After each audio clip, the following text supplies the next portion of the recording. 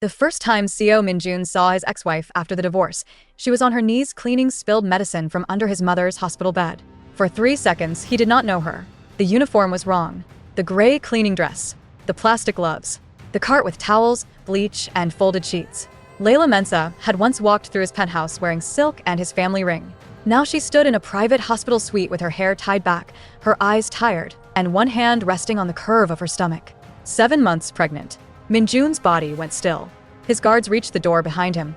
His mother lay against white pillows, watching the room with the cold patience of a queen who had expected this moment. Min-Joon said, "Security, remove her." Laila turned. A thin gold chain slipped from her collar. On it hung his wedding ring. The ring he had been told she threw into the Han River the night she left him. His mother smiled from the bed. "Do not look at her like that," Madam Seo said. "That child is not yours." Laila looked at the old woman first, then at Min-Joon. Her voice was quiet. "Then why did your family pay 3 doctors to hide him?" No one moved. Not the guards. Not the nurse at the monitor. Not Min-Joon. The man Seoul newspapers called a billionaire, and the streets called something much darker. He had made men vanish from boardrooms with one sentence. He had walked through courts, police stations, and funerals without lowering his eyes. But the woman in front of him had once slept with her head on his chest and whispered that he only looked invincible because no one had ever stayed long enough to see him afraid. Now he was afraid. Because she was pregnant. Because she was wearing his ring. Because she looked at him like he had become one more stranger who wanted her gone. 16 months earlier, Laila had not been a cleaner. She was the night nurse in the private trauma wing of Hanul Medical Center, the wing where the richest families in Seoul came when accidents needed silence. She had a Ghanaian father, an Atlanta childhood, and a reputation for speaking to powerful men as if they were still bodies made of blood, breath, and fear. That was why Min-Joon remembered her before he ever loved her. He came into her unit after a car crash that everyone called an accident because nobody wanted to call it an attack. 3 directors stood outside his room. 2 lawyers argued about what to tell the press. His mother demanded a Korean nurse, a private physician, and a priest in that order. Laila walked through all of them carrying a chart. "He needs quiet," she said. Madam Seo looked her up and down. "Who are you?" "The nurse keeping your son alive." That should have ended her career. Instead, from the bed, Min-Joon opened one eye. Let her stay. For 9 nights, Laila checked his pulse, changed dressings, caught fever before it rose, and ignored every attempt he made to frighten her. On the 5th night, he asked why she never bowed. She said, "Because pain already humbled you. I do not need to help." On the 7th night, he laughed. It was small, rough, and unwilling. On the 9th night, Madam Seo entered the room and found her son asleep for the first time since the crash, his hand closed around Laila's sleeve. That was the beginning of the war. Madam Seo never shouted. She did not have to. She invited Laila to lunches where every woman wore pearls and asked questions designed to cut skin without leaving blood. Where was her family money? How long had she been in Korea? Did she plan to continue working after marriage? Did she understand that a man like Seo Min-Joon did not belong only to himself? Laila answered each question politely. Then she went home and cried in the shower, where Min-Joon could not hear. He married her anyway. Not in a cathedral. Not in front of cameras. In a small registry office on a rainy Thursday, with 1 witness, 2 signatures, and Min-Joon's black coat around Laila's shoulders because the clerk had left the window open. He placed the ring on her finger and said, "My family will make this difficult." Laila looked at the paper with both their names. "Then we will make it real." For 6 months it was. They lived between his penthouse, her hospital shifts, and the strange quiet hours after midnight when a dangerous man became almost gentle because the city was sleeping and there was no audience to fear. Min-Joon learned how she took coffee. Laila learned that he pretended not to like old jazz, but left it playing when she fell asleep. He bought her a white coat with her name embroidered inside, not outside, because she said she hated being displayed. She taught him to change his own bandage when he tried to order someone else to do it. "You cannot own every hand that helps you," she said. "I can try. That is why you need me." Then Laila missed 2 mornings in a row because the smell of coffee made her sick. The test turned positive before sunrise. She sat on the bathroom floor with one hand over her mouth and the other pressed to her stomach, laughing and shaking at the same time. Min-Joon was in Busan that week, handling a shipping strike that had become a family crisis by breakfast. Laila recorded a voice message 3 times and deleted it 3 times. She wanted to tell him face to face. She wanted to see the first honest expression before he controlled it. But Madam Seo found out first. That was Laila's mistake. She left the hospital file open for less than 1 minute while she answered a call. By evening, a black car waited outside the staff entrance. Park Dae-hyun sat inside, the family legal advisor, smiling like a man who had already counted another person's options and found them poor. "Madam Seo would like to speak with you." Laila did not get into the car. Then Madam Seo can call. Park opened a folder. Inside was a divorce agreement with Min-Joon's signature at the bottom. Laila stared at it until the letters stopped behaving like letters. That is not real. It is already filed. He turned the page. The second document was worse. A paternity result. Negative. Park said, Mr. Seo knows. He has chosen not to make this public because he respects what you once were to him. Laila heard the city traffic. She heard the rain hitting the car roof. She heard her own breathing become too loud. I want to speak to my husband. Park's smile thinned. Ex-husband. The next morning, security badges stopped working. Her hospital email vanished. Dr. Han would not look at her when he told her an anonymous report had accused her of stealing medication. No charges. No hearing. Just a stain placed exactly where a nurse cannot survive one. Laila went to the penthouse. The elevator rejected her fingerprint. She called Min-Joon. 1 ring. 2. Then a message. This number is not available. She sent him 1 text. I am pregnant. If you want me gone, say it to my face. It never delivered. On the other side of the city, Min-Joon was being told a different story. His mother showed him the divorce papers. Park showed him bank transfers. The transfers looked like payments to Laila. The messages looked like her messages. They said she had taken money, signed, and left before scandal touched her. He read them in silence. No one saw the way his hand curled under the table. No one saw the night he drove to the river and stood there until dawn, waiting for a woman who had already been locked out of every door. Min-Joon did what powerful men do when love humiliates them. He buried it. He became colder, sharper, quieter. He wore no ring. He let his mother speak of suitable women. He let Park restructure the family trust. He let the world believe the marriage had been a small mistake, corrected early. But Laila kept the ring, not because she wanted him back, because it was proof, the one piece of gold they forgot to steal. By the time she was 7 months pregnant, Laila had learned how expensive survival could be. She could not work as a nurse. She could not rent in her own name without questions. She could not visit the prenatal specialist Park's people had threatened. So she took work through a night cleaning agency under her mother's surname. Hospitals do not notice cleaners until they want someone blamed. That suited her, because cleaners hear everything. They empty trash beside locked offices. They wipe tables after doctors leave folders open. They know which executives arrive at midnight and which patients have guards outside their doors. Laila did not come to Hanol Medical to beg. She came back to build a map. On the night Madam Seo was admitted, Laila saw the name on the private floor list and almost walked out. Then she saw Park Dae-hyun's name beside it. Visitor approved. Legal counsel. After hours. So she stayed. She cleaned the corridor outside the suite. She watched Park enter with a leather envelope. She watched Dr. Han leave with his face gray.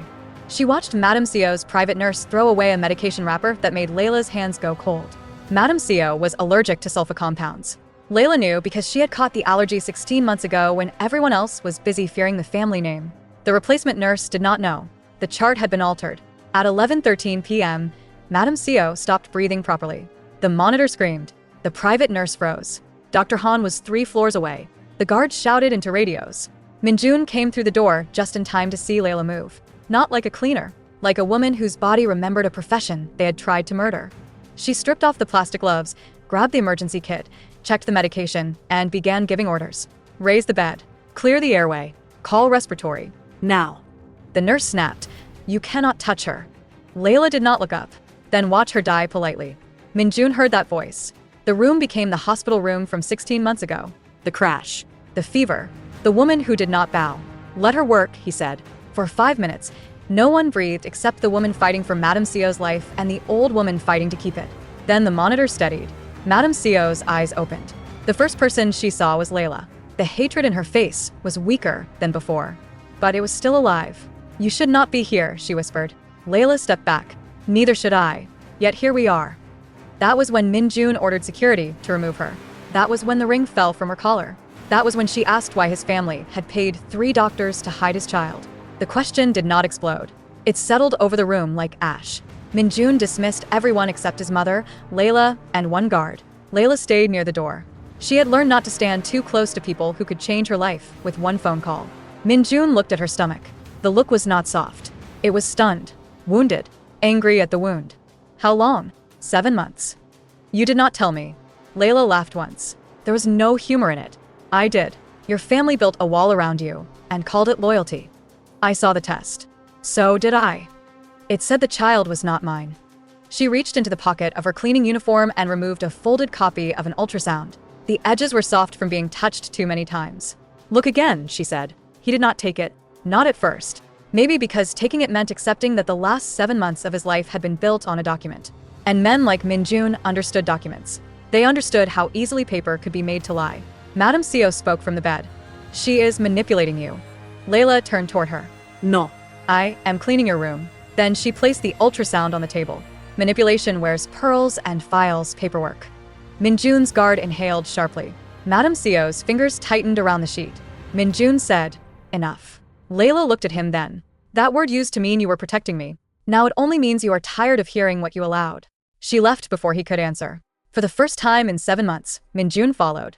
He found her in the service elevator, one hand braced against the wall, breathing through a contraction that was not labor, but still frightened him enough to strip the blood from his face. "Laila, do not. Let me take you to a doctor." "A Seo doctor?" He stopped. She smiled without warmth. "You see the problem." The elevator opened on the basement level. She pushed the cleaning cart out. He walked beside her like the hallway belonged to her now, and he was the one without clearance. "Where have you been living?" "Alive." "That is not an answer. It is the only one you earned." He caught the side of the cart, not her wrist. He was learning too late where not to put his hands. "Tell me what happened." Laila looked at the ring on the chain. "Your lawyer told me you signed the divorce. Your mother told every hospital I was unstable. Dr. Han signed the complaint that ended my license. Someone blocked every message I sent you. Someone put money in an account with my name and called it proof I sold myself." She leaned closer.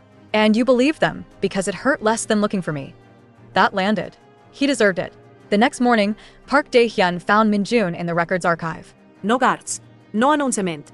Just the boss of the family empire standing under fluorescent lights, while a terrified clerk unlocked files no one had touched in months. Park smiled. "You should have called me." Min-Joon did not turn. "That is becoming obvious." The first file was Layla's employment record. 27 commendations. 0 disciplinary notes. Then, on the day after the divorce, 1 anonymous complaint, 1 emergency suspension, 1 sealed review signed by Dr. Han. The second file was Madam Seo's allergy chart. 2 versions. 1 with the allergy listed, 1 without it. The alter version had been uploaded by legal administration, not medical staff. Park's smile faded by 1 degree. Hospitals are messy. Min-Joon closed the folder. Families are messy, eh? At noon, he went to Dr. Han. The director folded in under 3 minutes. He had not forged the complaint. He had signed what Park sent him because Madam Seo threatened to remove funding from the children's wing. The medication chart had been altered that week because Park wanted Madam Seo's condition unstable enough to force an emergency trustee vote. A vote for what? Min-Joon asked. Det han svalde vid. To restructure the bloodline clause. Min-Joon went very still. Every old Korean family with too much money has rules no one writes in public. The Seo family had one carved into its private trust. If the direct heir produced a child within a legal marriage, that child inherited a protected share no advisor, cousin, or board could touch. Unless the marriage was dissolved first. Unless the child was disqualified. Unless the mother could be destroyed so completely that no court would listen. Min-Joon looked through the glass wall at the city. For 7 months, he thought Laila had left with his pride. Now he understood. Someone had tried to erase his child before the child even had a name. That night, Madam Seo invited Laila to dinner. Not a family dinner. A board dinner. Top floor of Hanol Medical. Long black table. 30 directors. White orchids. Cameras for the charity announcement. And at the far end, 1 extra chair placed beside the service door. Laila arrived in a black maternity dress under a plain coat. She was not fooled. Humiliation has an architecture. You can feel it before you see the furniture. Madam Seo sat at the head of the table with a silk scarf at her throat and death recently delayed in her eyes. "Miss Mensah," she said. "Not Seo. Never Seo." Laila removed her coat. "Madam Seo." Park stood to greet her with the smile of a man who thought a pregnant woman was easier to corner than a company. "We invited you to resolve this privately. You invited me to be watched." Several directors shifted. Min-Joon sat halfway down the table, not at the head. That was the first thing Laila noticed. The second was the empty seat beside him. He had left it open. She did not take it. She sat at the service door chair because she wanted every person in that room to see exactly where they had placed her. Madam Seo began. "My son was generous after your separation. You took money. You disappeared. Now you return with a story because you see an opportunity." Laila folded her hands over her stomach. Which part is the opportunity? The cleaning uniform or the revoked nursing license? Park placed a document on the table. "We have records." "So, do I." He paused. For the first time, she saw him calculate. Good. Let him. Laila opened her bag and removed a small stack of papers, a flash drive, and the original ultrasound. Not the copy. The original. Min-Joon looked at it. He had spent the whole day searching for evidence, and still she had arrived carrying the blade. Before you perform concern, Laila said, I want every director here to hear 3 facts. No one interrupted. Her voice did not shake. First, I never signed the divorce agreement. Park laughed softly. Your signature says otherwise. Second, the negative paternity result came from a clinic I never visited. Madam Seo's face hardened. Laila lifted the 3rd page. Third, the bank account that supposedly received settlement money was opened with a passport number that has 1 digit wrong. She looked at Park. You are careful, Mr. Park. But you are lazy when you think a black woman is too tired to read. The table went silent. That silence was different from shock. It was fear looking for the exits. Park stood. This is slander. Min-Joon spoke. Sit down. Park did not. That was his mistake. Min-Joon finally looked at him with a face Seoul feared. I said sit. Park sat. Laila connected the flash drive to the conference screen. The first image appeared, a scan of her signature from the marriage registry. Then the divorce agreement. The letters looked similar until she placed them over each other. One was human. One was traced. The second file was the paternity report. Laila had found the lab technician through the hospital trash, a torn courier label, and 3 weeks of calls made from prepaid phones. She did not say that. She only showed the 2 reports. The one Park had given her. Negative. The one the lab had archived. Positive. The child was Seo Min-Joon's. Madam Seo closed her eyes. Min-Joon did not move. The 3rd file was audio. Park's voice filled the room. Once the child is disqualified, the protected share returns to advisory control. Madam Seo can sign during recovery. Min-Joon will be angry, but anger is not evidence. Then Madam Seo's voice. Weak, but clear. And Laila? Park answered, no license. No money. No husband. Who will believe her? Laila stopped the recording. For one breath, everyone at the table looked at her as if seeing her for the first time. Not the cleaner. Not the foreign wife. Not the pregnant problem. The witness. The nurse. The woman who had crawled through 7 months of disgrace and returned with receipts. Min-Joon stood. The chair scraped back like a verdict. He looked at his mother. You heard him frame it. Madam Seo's lips trembled. I wanted to protect the family. Laila finally laughed. It was not loud. That made it worse. From your grandson? The word landed harder than any accusation. Grandson. No one had said it yet. Not aloud. Min-Joon looked at Laila. Something broke in his face, but he did not ask to touch her. That restraint almost hurt more than the apology she expected. I believe them, he said. Yes. I did not look for you hard enough. No. I let my pride become evidence. Layla's eyes shone. She did not let the tears fall. Now you are learning. Park tried to leave during that sentence. 2 guards blocked the doors. Min-Joon did not raise his voice. Mr. Park, you will remain until external counsel arrives. Park smiled again, but it was ruined now. You would expose your own mother? Min-Joon looked around the table. My mother exposed herself when she mistook cruelty for legacy. Madam Seo flinched. For the first time, she looked old. Not powerful. Old. Laila did not enjoy it. That surprised her. She had spent months imagining this woman small. But revenge, when it finally arrived, did not taste sweet. It tasted like exhaustion leaving the body. Min-Joon walked to the head of the table and turned off the charity cameras himself. Then he faced the directors. The divorce is contested. The paternity report is corrected. Laila Mensah's nursing suspension is under independent review as of tonight. Any person who repeats a lie about her will answer to my legal team before they answer to me. One director said, carefully, and the Heir Clause? Min-Joon looked at Laila, not the director. That is not my announcement to make. The room turned to her. Months ago, they would not have let her enter through the front doors. Now they waited for her to decide the future of their empire. Laila stood slowly. The baby shifted. Her hand moved to her stomach. Every eye followed it. She hated that. Her child was not a key, not a share, not a weapon. This child will not be used to clean your family name, she said. No one spoke. He will have protection. He will have truth. He will have access to what belongs to him by law. But he will not be raised inside a house where women are erased and called difficult when they survive. She looked at Min-Joon. If you want to be his father, you start by restoring my name before you ask for his. Min-Joon bowed his head. Not to the board. To her. Tell me the terms. That was the moment the room changed. Not when Park was exposed. Not when the paternity result appeared.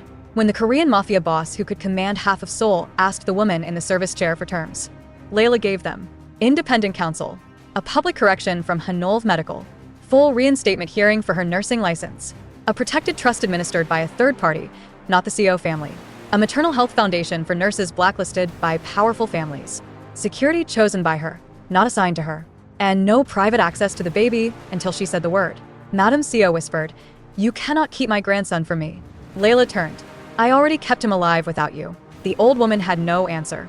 3 weeks later, the hospital issued a statement that made every gossip channel in Seoul hungry. They did not say Mafia. They did not say forged. Rich families rarely use honest words when expensive ones will do. But they cleared Laila's name. Dear, han resigned. Park Dae-hyun disappeared from the advisory board, then from the country, then from every room where men used to laugh at his jokes. Madam Seo remained in the hospital, recovering under nurses who no longer lowered their eyes. And Seo Min-Joon came every morning at 9 with coffee Laila did not drink. He left it on the table outside her apartment door. No knocking. No demands. No guards in the hallway unless she requested them. On the 11th morning, she opened the door before he walked away. "I still hate coffee," she said.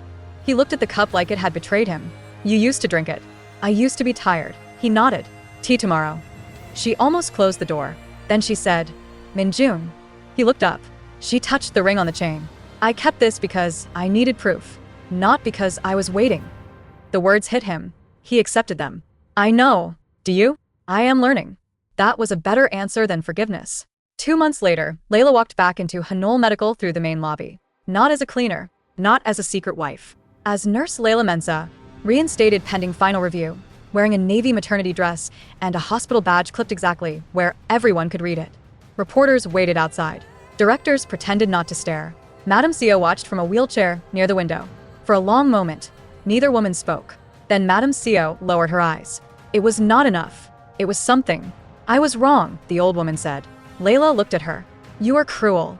Madam Seo swallowed. "Yes." Laila waited. No rescue. No soft music. No easy absolution for a woman who had almost destroyed her and called it family. Madam Seo said, "If he allows it, I would like to meet him one day." Laila placed both hands over her stomach. "He is not a meeting to be scheduled." The old woman nodded. This time she listened. At the end of spring, Laila stood in the top-floor conference room of Hanul Medical and signed the first documents for the Mensah Foundation for Maternal Justice. Min-Joon stood behind her. Behind. Not beside. Not in front. When the cameras came on, a reporter shouted, "Mr. Seo, is this your way of fixing the scandal?" Min-Joon did not answer. Laila did. "No," she said. "This is my way of making sure the next woman does not need a mafia boss to be believed." The room went quiet. Then the cameras flashed. Later, after the press left, Min-Joon found her by the window overlooking Seoul. The city glittered below them, silver and cold after rain. "You were good," he said. Laila smiled. "I was accurate." He stood with his hands in his coat pockets, careful even now. "May I ask something?" "You may ask. When he is born, can I be there?" Laila looked at his reflection in the glass. Once, she had loved how powerful he looked. Now she was more interested in how still he could stand without reaching for control. "You can be in the hospital," she said. "Not the delivery room." He nodded. No argument. She turned. "And Min-Joon?" "Yes. If your mother calls my son the heir before she calls him by his name, she will not see him again." Understood. For the first time in months, Laila believed him. Not completely. Trust is not a door that opens because someone knocks beautifully. It is a lock rebuilt from the inside. But she believed one thing. He knew he was outside, and he was willing to wait there. When her son was born, the newspapers tried to name him before she did. Seo heir, secret baby, Mafia prince. Laila ignored them all. She named him Kofi Jun Mensah. Her father's name first. His father's name second. When Min-Joon read the birth certificate, his eyes stayed on the order for a long time. Then he looked at Laila. It suits him. It belongs to him. He handed the paper back with both hands. Outside the private room, Madam Seo waited with a white blanket folded over her arms and nothing to say. For once, silence served her well. Laila let her enter for 5 minutes. Only 5. The old woman looked at the baby and began to cry. Laila did not comfort her. Some tears are not invitations. Some are just proof that stone can crack. Min-Joon stood by the window, watching the woman he had lost hold the child his family tried to erase. He had once thought power meant making everyone move when he entered a room. Now he understood that power could be a woman refusing to move at all. Months later, people would tell the story badly. They would say the Korean mafia boss found his pregnant ex-wife cleaning his mother's hospital room and took her back. That was not what happened. He found her, but she was never waiting to be taken. She had already taken back the truth. She had taken back her license. She had taken back her name. And when the Seo family finally opened a seat for her at the head table, Laila Mensah did not rush to sit. She looked at the chair, then at Min-Joon. then at the son sleeping against her shoulder. "Keep it," she said. "I brought my own." And in a room full of people who once mistook her silence for weakness, the woman they dressed as a cleaner became the only name none of them could afford to erase.